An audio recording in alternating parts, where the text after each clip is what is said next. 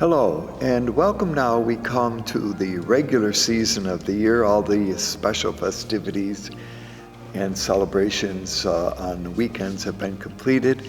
And so this time is the 10th Sunday or weekend of Ordinary Time, and this will take us all the way through to the 34th, which will be sometime in November. So, and again, our guide throughout this period now, for many of the weeks except for 6 in the middle of August and early September, which will be from John, come from Mark. All right. Having said that, the gospel this time is from Mark chapter 3, verses 20 through 35. Also, the other two readings, the first reading is from the book of Genesis, chapter 3, verses 9 through 15, and from the second letter of Paul to the Corinthians, chapter 4, verses 13 through chapter 5, verse 1.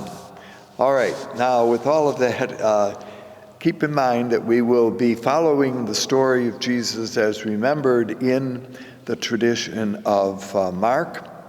And we back up. The first couple of chapters have been used during the both the Advent season and in this time frame between, you remember, between Christmas and Lent. All right, so all of that, a little bit of a background. In the ancient Mediterranean world, calling people names was a key strategy for honoring or shaming people. So I begin with that because in the gospel tradition, and we'll begin with the gospel tradition, this episode that we will hear this time is intended either to, and it seems by those who are advocating it, to shame Jesus and discredit him. And in fact, let me give again what we're looking at when we examine these parts of the gospel, the kind of scriptural development that the writer Mark has may not always be something that we can bring to the fore in our discussions or our sermons on Sunday. But what one finds in the passage that we hear this time is again a typical technique of Mark, namely what we call, and we've referred to this before, as the sandwich pattern.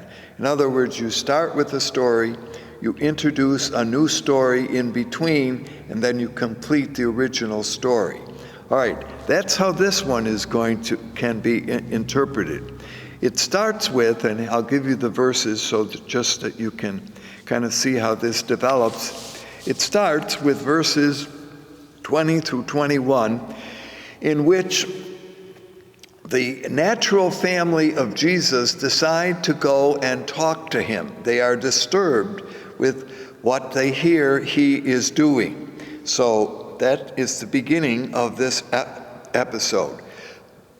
What comes next, beginning in verse 22, are accusations which are made against Jesus by the leadership of Jerusalem, that would be by the scribes. They, and here's how this little scenario will develop. They charge him as being in cahoots with Beelzebub. Then the next 3 verses, Jesus responds to them by saying, well, if I'm by Beelzebub, then, and he makes the phrase, a very popular, well-known phrase, can a kingdom divided against itself stand? Then there is verse 27, Jesus speaks about binding the strong man, and in verses 28 to 30 comes the real blasphemy, and then finally, just to kind of finish this pattern, verses 31 through 35 find Jesus' family coming to where he is. So it had begun with their deciding to come to see Jesus. It concludes with their coming to Jesus where he is, and then in between is this debate, this discussion that Jesus has with the scribes. All right, so let's analyze this a little bit further. The family come from Nazareth. And they come to get him because, interestingly, they say that he is, depending on the translation here, he is beside himself. Now, other translations will say he's crazy. He is doing things that disturb and obviously would bring dishonor to the family. So they are coming, we're not, what we find is we feel that they're coming to get him, but they need to do something not only to protect Jesus' honor, but also to protect their own honor, because what he is doing is bringing dishonor. The only way that perhaps they can make it honorable is if they can find him crazy, and therefore that would justify things that he is doing. So kind of interesting, isn't it, the thinking that's at work here. All right, so now we come to the section that Jesus is dealing with the leadership. He is claimed to be the advocate of and the worker of Beelzebub. Now, Beelzebub, again, here usually is equated with, by Christian interpreters, as Satan. Beelzebub, and there are different backgrounds for how this might be understood. Some say that this is a reference to the Canaanite god Baal, B-A-A-L, and that's the connection. Others say that it has to do with the Philistine deity, Beelzebub, who was known as the Lord of the Flies. So in any way that you want to interpret this, his critics are saying that Jesus is in cahoots with Satan. And therefore, what he is doing is wrong. Obviously, they hope that this dishonors Jesus, brings him, and their name calling, that's how this begins. And if their description of him can stick, well, then Jesus' career is ended. So they aim to identify Jesus as a deviant, as failing to measure up to and stick to the honor code which derives from birth. So all of this question of honor and dishonor, shame rather and honor, that we've mentioned on a number of occasions, is very important virtue and value in the first century world. In this situation, Jesus prefers to take the offensive, to defend himself. He has already demonstrated his superb skill at challenge and rebate back and forth. So how does this work? Well, first of all, as now the charge has been made against him, he denies the charge. He says, well, look, if I'm Satan's working for him, obviously I am Satan's foe and not his servant. Jesus' ministry snatches the victory back from Satan's domain. See, how can a house divided against itself work? So if I'm working for Satan and Satan runs the world in a bad way, that doesn't make any sense, does it? So therefore, I'm not working for Satan, I'm opposed to Satan, and here, of course, the evil one. So Jesus' ministry, he goes on. Now notice he's on the offensive against his critics. I have a ministry, you notice already, and this has been part of the story of Jesus thus far, of healing and exorcism. And this is not something that Satan would be in favor of, namely the good I am doing. But in taking the offensive, Jesus now says, I take hold of the strong man. The strong man here is some reference to Satan, and I bind him. So Jesus allies himself with God, who he says obviously is the higher and more powerful authority than Satan. And so Jesus says, I function with the power that is given to me from God, not from Satan. And so Jesus' opponents, therefore, he calls as blasphemous. After all, remember, they charge Jesus with being a blasphemer. He now turns it around. Again, one notices here a typical Jewish style of debate, and always it's who can get the upper hand in the kind of discussions that take place. Not that that doesn't happen in our own time, but certainly was a characteristic of debate and discussion in first century world. So Jesus is saying, if they insist on rejecting me, what they are doing is they are rejecting God, because I'm doing God's work, and thus they are the blasphemers against the divine. And so they need to be very careful about what they are doing. There is mention here in this text of what is known as the unforgivable sin, and much debate and discussion, of course, takes place with regard to this, because the reference is made that God can take away every and any kind of sin except the unforgivable sin. And what is the unforgivable sin? Well, there are different analyses of this, but the one that certainly would apply here, it would seem, is that they intend, that is, his critic, intend to reject God and the covenant by rejecting the teaching of Jesus. Therefore, it can't be forgiven because they have put themselves in this bind.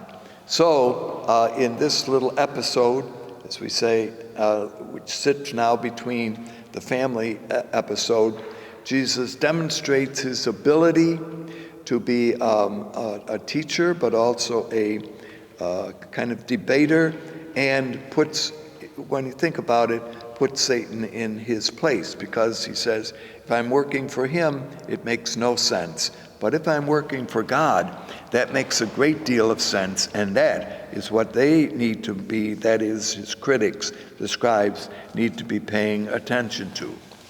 Now, to finish this up, we find the family of Jesus coming to the house where he is teaching. We assume that this, of course, would be in Capernaum, remember, which was the base for Jesus' teaching, as Mark tells the story.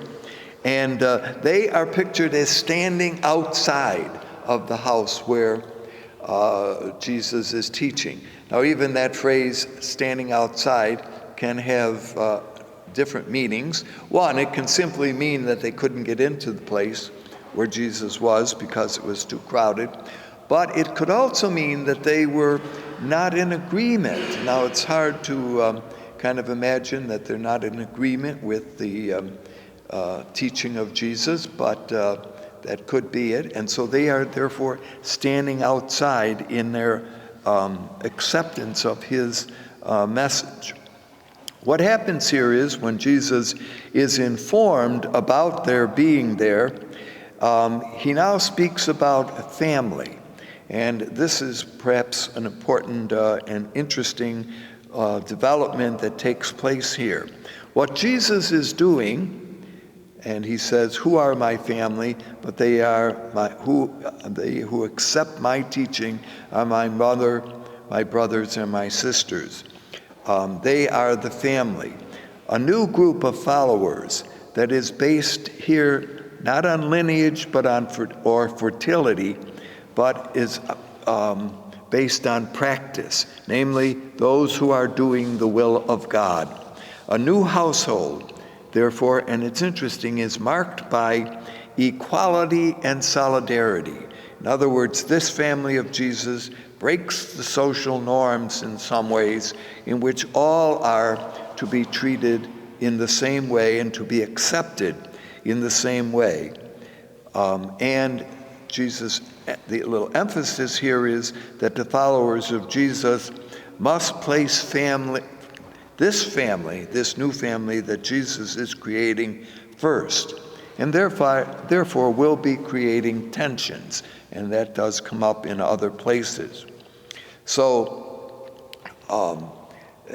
is this a put down? Well, it depends. The other gospel writer, particularly Luke, will kind of develop this a little bit further. But those who accept my teaching are mother, brothers, and sisters. What's left out here, as some have noticed, is that there is no mention of father, which kind of might blink an eye about. Now, some say the reason why there is no mention of father is that Jesus' Father Joseph had died, and therefore that's why he's not mentioned as there. And that's a rather traditional interpretation here. But it also could mean that in the new community that Jesus is forming, it is one that operates without fathers. In other words, it challenges the paternalistic system. And in the paternalistic system, fathers have, as you know, dictate much of what happens within the family. So could it be that what is being inaugurated here by Jesus is a new form of community, a new form of family, where all are equal? Yes, there will be leaders, but it will be based on other values rather than those of, well, simply because you happen to be born into that circumstance. So that again is a little bit of background here to the passages, that the gospel that we hear this time. Now, a word about the first reading, which comes from the book of Genesis. This, as you know, the book of Genesis begins with two creation stories. One in chapter 1, which is generally agreed to be a later story of creation, in which where God speaks and things happen. In the beginning, God spoke, "Let there be light," and there was light, and darkness, etc. And God creates the world in 6 days by speaking, and rests on the seventh. This is picked up by a second story of creation, which is attributed to, remember we've spoken of this before, to the Yahwist tradition, to the J tradition, which would have been one of the earliest traditions, giving background to the Genesis book. And this story runs from chapter 2, verses 4b, to chapter 4, verse 25. Now, in this story, God creates a garden, you remember. God creates out of a beautiful garden, which is bounded, by the way, by 4 rivers. So it's a wonderful garden, well watered, okay? Not too much rain, but enough water to let it go. But then God is pictured as saying, who's going to take care of the garden? And decides to create human beings out of the very ground upon which the garden is built. And so remember, quickly creates the man, that is the generic man. Then a process of naming the various different animals takes place, and then God creates the woman, and the invitation that the two become one flesh. Now, they're given the garden, it's theirs to take care of. Everything is theirs except one tree. Well, actually there are 2 trees, but one tree which they are told to avoid. What are the 2 trees? Well, one is the tree of life, and the other is the tree of the knowledge of good and evil. It is that tree which they are told not to eat the fruit of. All right, that's the background. Now, the reason why this particular section of Genesis is chosen is going to be for a very simple one. We'll get to that in a moment. As the story unfolds, so there they are in the garden, and on one occasion, as she, that is the woman, goes by a tree, there on the tree is a serpent. and the serpent. Now, in the ancient world, or certainly, and keep in mind, although we don't have opportunity to go into this in great depth, the developer of these Genesis creation stories are not in a vacuum.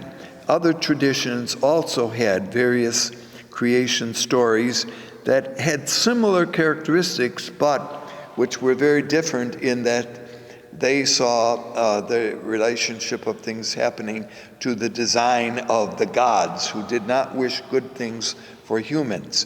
In this creation story, as Israel remembers, God wants good things for humans, remembering that God created all things good.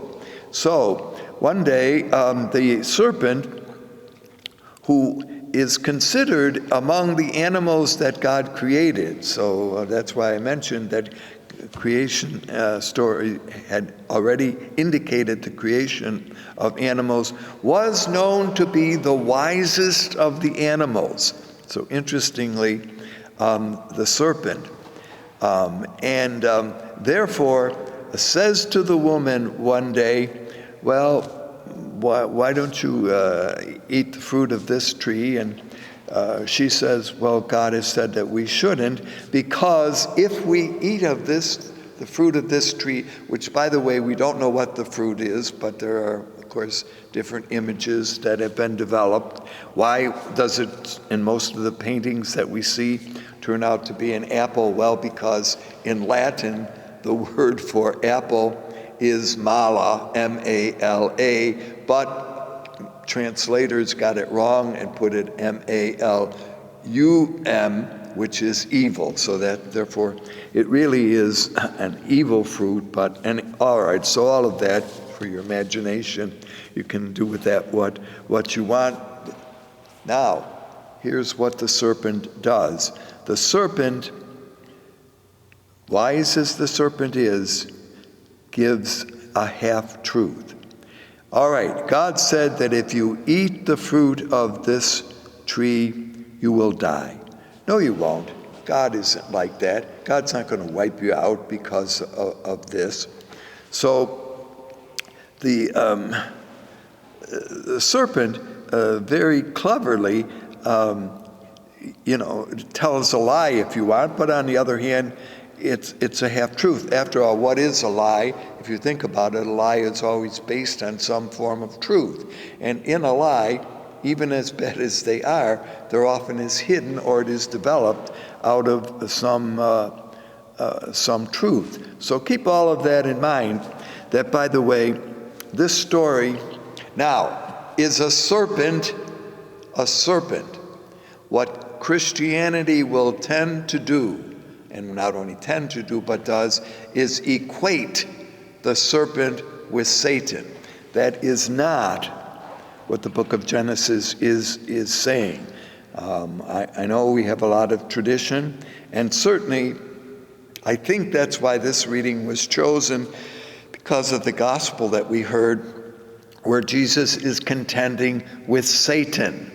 So let's transfer that back to the very beginning and make the serpent Satan. Well, no. What this story is, and it's important to notice, and there's an important doctrine of the church that has been developed by some of the later Christian thinkers and writers, like Augustine, perhaps, of Hippo, one of the more important ones. This is a story of sin. What is sin? Well, by description, the Hebrew word for sin is to miss the mark. It would perhaps take its origin from what archers do by shooting at a target. And sin is to miss the mark of what? To miss the mark of truth. So the serpent coerces not coerces, but invites the woman, saying, look, it would be all right. And she agrees, as does the man, and they both partake of the fruit of the tree. Now, what they have done is a sin. They have disobeyed the command of the request of God not to eat the fruit of this tree. So no question about it that they have gone on a wrong route. They are naked. That's brought to our attention. God, who is pictured, it's a very down-to-earth kind of picture here in this story of creation, where God in the cool of the evening would often walk with the man and woman, comes down for his evening walk, finds them hiding in the bushes, asks why. Well, they say, because why are you clothed? Well, they say, because we didn't think you wanted to see us naked. Now, isn't that a kind of silly argument? But anyway, that's the argument that they make to the Lord, and the Lord knows now what they have done, okay? And so they are hiding because of nakedness and fear. The serpent, and here perhaps is, I think, the reason why this, as I've mentioned, story is told, that the serpent shamed them, that is, and here remember we said shamed the man and woman by means of his clever deception. So he, unfortunately, the serpent remains the wisest of God's creatures. And God now punishes the serpent by saying that he will crawl on the belly of the earth. I'm not sure where this story came from, but some say that what had happened was that it was like a dragon, and God has taken all of the dragon's feet away, and now he's down to just crawling on the earth. It's a nice story. So you see where this is going, that the offspring, therefore, of human beings will find themselves, unfortunately, to be at odds with one another as time develops. So just to kind of put this together a little bit, Jesus is not concerned about snakes, but is concerned about Satan, okay? But, and human beings, if we think about it, will always battle temptation. There will always be this kind of opportunity to, well, set one's own standards and go against the standards of better, and certainly against the standards of God. So humans put their entire relationship with their Creator and their wonderfully favored situations with God in doubt when we engage in disobedience.